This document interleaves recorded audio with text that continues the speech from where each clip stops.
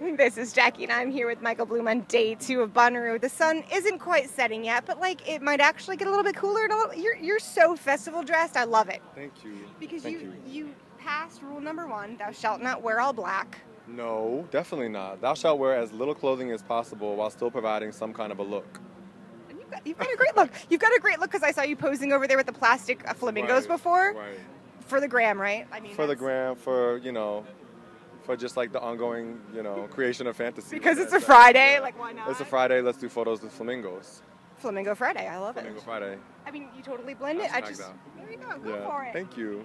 Your EP, Cynicism and Sincerity, dropped today. Today, Cynicism and Sincerity out now, everywhere. Yeah, it's really exciting. That's pretty big. Yeah, That's I'm awesome. excited about it. It's been a lot of music that we've been working on for a long time, and I'm really proud of the collection. It's 6 songs, well 7 actually, there's a remix as well, so it's 7 songs, and I'm very proud of the collection. I'm excited to have the music out in the world. What influenced your songwriting? Oh, so much. Much of my songwriting comes from questions I'm asking about structures and constructs that I see in the world around me. So I ask a lot of questions about love and what it means to be loved and what it means to feel like you are someone who can be loved and can love and what it means to love yourself. I'm interested in kind of alternative ideas about what love is, and I'm also a student of the world and kind of just watching things happen, and the reality is that we live in a slightly crazy moment in history, and there's a lot at stake, and I think it's a moment for both cynicism and sincerity, which is where the EP title comes from. Yeah. Yeah, 2018 has been kind of rough so far. We were halfway through it. I think, kind of embracing love in any and all forms is really important in this era. Amen. Yes. Oh my goodness. So you were able to sort of pull from a bunch of different influences. Musically, you've got a lot of different influences as well. What are some maybe references you've pulled from that might be able to be heard? Some of the references are definitely gospel and R&B music, as well as hip-hop music, particularly 90s hip-hop and R&B. I'm a child of the 90s, also like 90s pop music, So you hear, there's Destiny's Child and NSYNC and En Vogue and also Aretha Franklin and also Frank Ocean and James Blake. And, I'm influenced by a lot of different styles. And I'm interested specifically in the recombination of elements that you might not expect to be in the same place. I'm interested in what happens when we put them together. Love it. I'm intrigued. I want to hear more, and I'm going to. A great place to hear more is Spotify. Spotify, Apple Music, iTunes, Amazon, everywhere that you consume music, Cynicism and Sincerity is available. What role do you see music streaming having in your career this year and beyond? Too much of one. It's interesting the way the game has changed. Not too much. I'm very grateful for the way that all the streaming services do so much for artists. But streaming is definitely it's a piece of the project that is always we're always thinking about.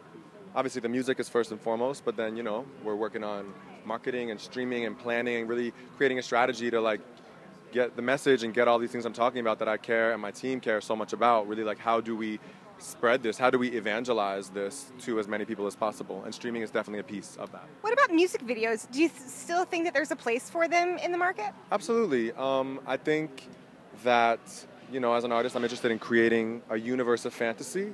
What does that look like? What do the walls look like? What does it smell like in the kitchen? And video is totally a piece of that fantasy that I want to create, and having visuals. And I put out a few videos. I'm working on more. I haven't fully gone there, but I'm excited to in the coming months. And you're a tease. I like that. I dig it. Oh. I dig it. Oh, so how were your songs for this EP born? Do they start with a riff, a song lyric, a beat, or kind of depending on what song it is? All of the above. Sometimes they start on a voice memo, a lyric, a beat. It starts when I play piano and I'll write a song at the piano. They come from every which way, and I'm always looking for new ways to start a song. I want a new way to start a song. Baby, let's do it. We can't be wrong. I want a new way to start a song all night long. Boom, boom, boom, boom. Here we go, next single. So we're in the middle of June. Well, June just kind of got started. I'm like, we're 8 days in. June is Pride Month. Right. I think it's a great month to share the love. You have a song, Blunder. Yes. How can we involve that into our conversation about Pride Month? Ooh, good question. So Blunder is about the blunder I made by not allowing myself to be loved. I feel like I internalized a lot of homophobic and misogynist messages that I internalized and became toward myself, and